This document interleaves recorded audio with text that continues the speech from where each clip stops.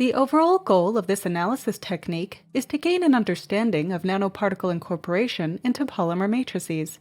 The direct imaging of particles allows for an estimation of local concentrations and overall assimilation rates. This method can help answer key questions in materials chemistry, including nanochemistry, composite materials design, and catalysis. The main advantage of the technique is that the incorporation of nanoparticulate materials is imaged directly, such that the information gained cannot be achieved via any other straightforward method.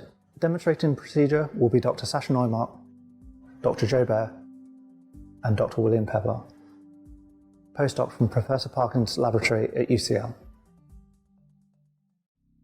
Begin this procedure with preparation of the cadmium selenide cores as detailed in the text protocol. To a 100 ml round bottom flask, add zinc diethyl dithiocarbamate, 1 octadecene, olealamine, trioctylphosphine, and the cores in hexane.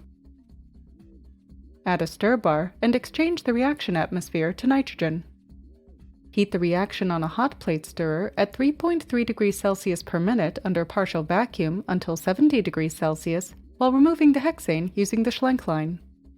Switch the atmosphere to nitrogen and continue heating at this rate to 120 degrees Celsius. Stir at 120 degrees Celsius for 2 hours. Allow the reaction to cool and split the mixture between two 50 ml centrifuge tubes. Inject chloroform into the sample before pouring the solution into the tubes. Ensure the tubes are topped up to 50 ml with ethanol to precipitate the particles and centrifuge at 3600 × G for 10